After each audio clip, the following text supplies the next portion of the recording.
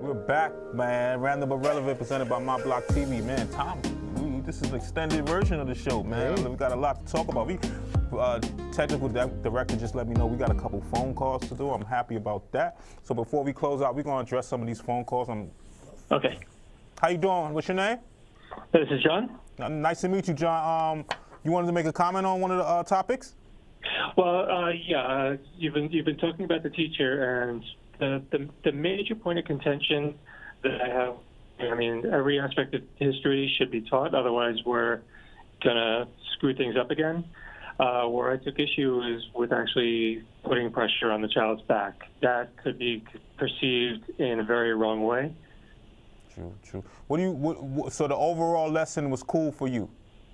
Yes, and if there had been any question about how it should have been presented, or if there was any possible question that the teacher might have had about how things would have been perceived, bring a teacher's aide or bring the principal in to observe the lesson, or even videotape it so that there is no discrepancies or no dispute about how the children were treated and how the material was presented. That's a good point. I agree with you. We also talked about this AOC proposal. What do you feel about all of these taxes that she's proposing? Well, I think if you're tax rate, that is the tax rate on income over 10 million.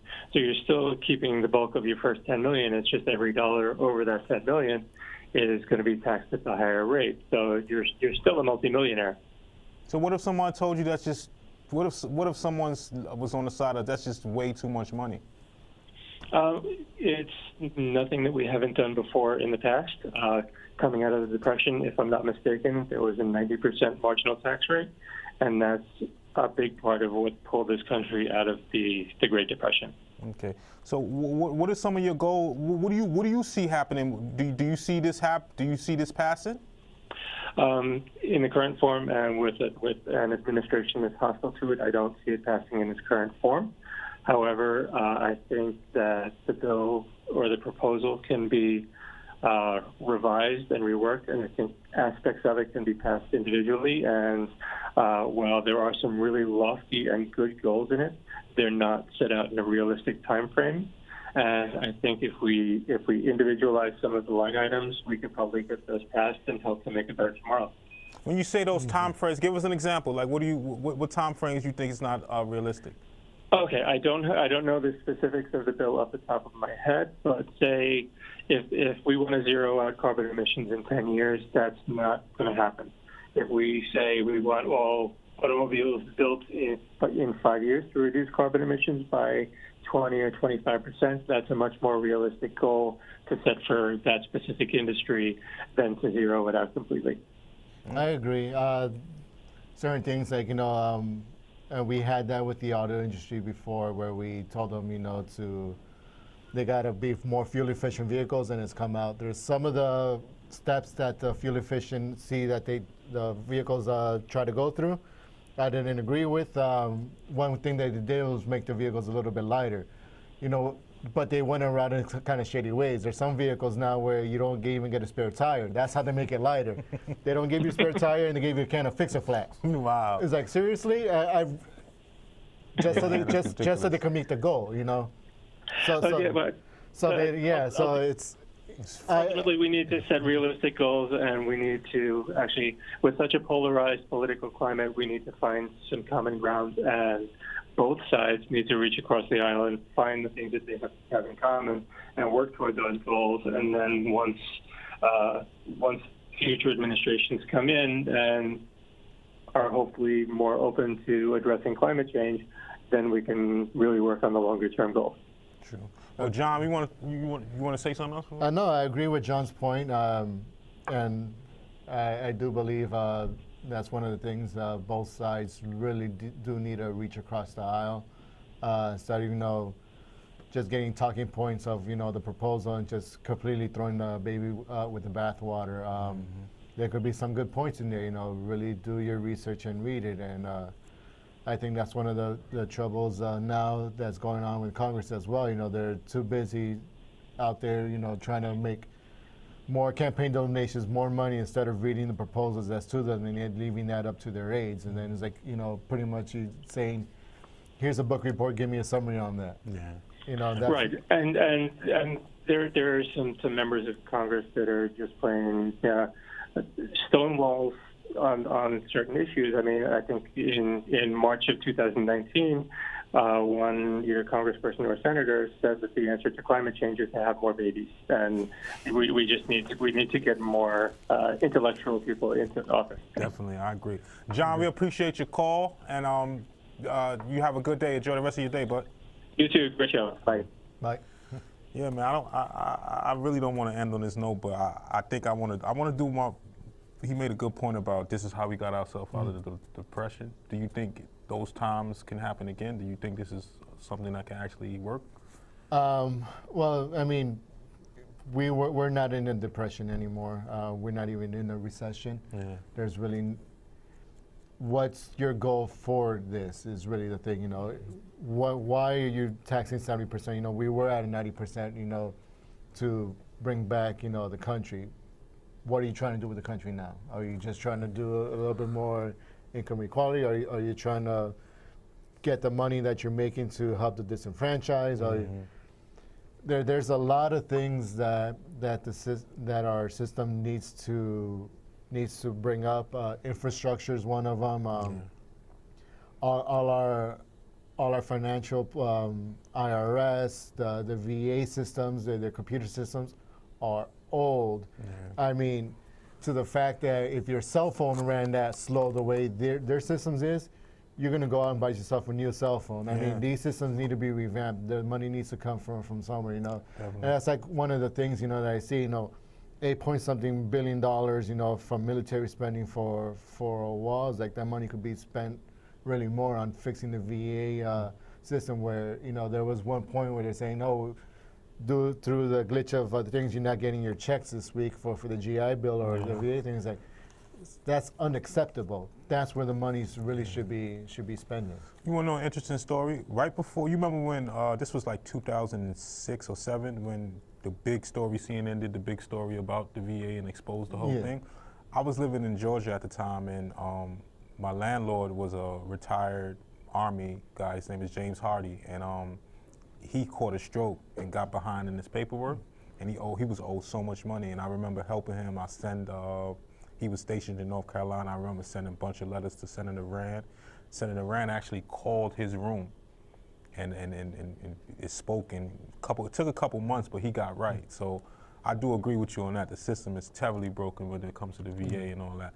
But we do not want to end on such a note. Before we leave, I just want to know what's on your playlist, bro. I really don't like new music nowadays. At 38, I'm still I guess I've turned into a fuddy-duddy. Yeah. Where I think the music of my generation is like, that was the last great thing. You know, my playlist still consists of my old stuff from the 90s. You know, I recently rebought the 36 Chambers of Wu-Tang. I can't wait till that movie come out. So you're a Wu head? Oh yeah, they're coming to Brooklyn, and I'm gotta get my ticket before it sells out. Yeah. Who's your favorite Wu-Tang member? Rest in peace, ODB. I used to love that dude, but Method is. Yeah, Method. He was the most commercial. Yeah. I was always a Master Killer, and I liked Raekwon. The Purple Tape was everything to me, and Iron Chef.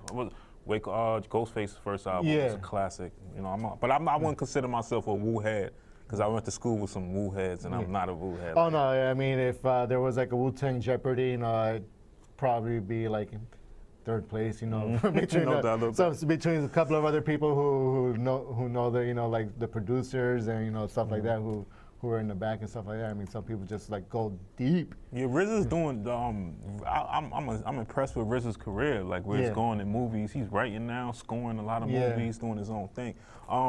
Also, I heard in a biopic, Dave East is playing Method Man in the biopic. He's posting a lot of pictures. They're filming it now.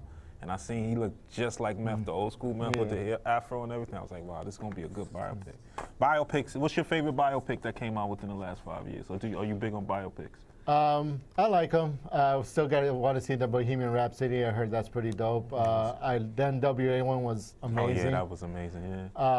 Netflix just came out with the one with Motley Crue. If you don't know their story, I mean, these people were just pure drugs, partying, rock and roll. You're gonna see all that. You know, one of the guys, Nikki Sixx, and it's in the movie. It's based off the book called The Dirt. He OD'd. Okay. Don't quote me, but I believe this is the way the story went. The EMT dude was a fan. Was like, it's Motley Crue. Correct me if I'm. Motley Crue was the lead singer was Sebastian. No. The lead singer is Vince Neil. That's the one where Tommy. Tell you how much I know. Tommy Lee, the drummer. Everybody knows Tommy Lee. He was married to Pamela Anderson. Got you. So homeboy OD'd. He was like pretty much dead, like no heartbeat for 2 minutes. The EMT was a fan. He's like, no, my idol ain't died. Yeah. Just stuck him with some things of adrenaline, brought him back up from the dead. Wow. So, when you got stories like that, man, you know the movie's got to be a fun time. Netflix is absolutely killing right now. I heard they have a Sam Cooke documentary that's, my cousin told me last night is amazing, So I'm going to check that. The thing with Netflix, I love. I kind of felt like a little jab when I heard like Steven Spielberg saying like, oh, it's not replacing, the thing of real movies. It's not in a place for real movies. Like, really, come on. And then Steven Spielberg comes out this week slinging for Apple TV Plus, which is the competition on Netflix. I was like, that's dirty. So where we go, do you think like, how do you feel? Is all these streaming devices, is it just a mirror to actual TV for you, or this is a whole new wave to you? It's like TV. It's TV with, the cool thing is where you don't have paid advertisements. You pay subscription, so you don't have to pay for commercials. You don't have to see commercials. Instead of waiting week after week after week for the show, you get it all in one shot. But I think that there's a place for both, for regular TV, pay cable. Now was the alternative. If you don't want to pay for cable TV, because I think that's one of the things that cable TV needs to get out of is just those packages. If you could a la carte it with channels that you want, I think it'll be a lot better for the cable companies. But now there's so much streaming services where it's. For a while in the early 2000s, up to maybe 3 years ago, people started pirating. We're pirating the stuff, and that started slowing down because people are like, okay, I'll pay $10 a month for Netflix or for Hulu. Yeah. But now you got Netflix, Hulu, Disney streaming, Fire Stick. The Fire Stick. So with all these services, $10 and more a pop, you're going back up to $80, $90. People can't pay for it. It actually brought back piracy. Yeah. Torrent sites are coming back. Yeah, at a fast pace. Do the Fire Stick. It's so crazy. It's something I like. I like the whole idea of it, but it's some things I can't do, like do a stream. Like I watched my first basketball game on Amazon, the Fire Stick. And it felt weird not having commercials. Yeah. I don't know if I'm old-fashioned or what, but I was like, yo, where's my commercial at? Like, it was weird. But I do like the different angles they have during this commercial break, on the actual commercial break on a basketball game. You'll see angles of the bench that you never saw before. Yeah. Or it'll be some stuff, but certain things I can do it on a streaming device, but some things I was like, yeah, I need the old-fashioned TV, commercial, channel surfing. I guess that's the ADD in me or something, but I just like to channel surf, and I like that whole idea. But that is our show for today. Mario, I want to thank you again for joining us. Thank you for having me. This is an extended version of Random But Relevant. I want to thank Renee Valdivia. I want to thank Jonathan, our callers. I want to thank everybody for watching. I'm not a big algorithm guy, but I'm seeing a little spike in the views, so we definitely appreciate that. You guys have a good night. Don't forget to like, share, subscribe, and all that good stuff. We also want to thank the wonderful people at QPTV for providing us with this beautiful lighting in this beautiful studio. Good night, everybody. Good night.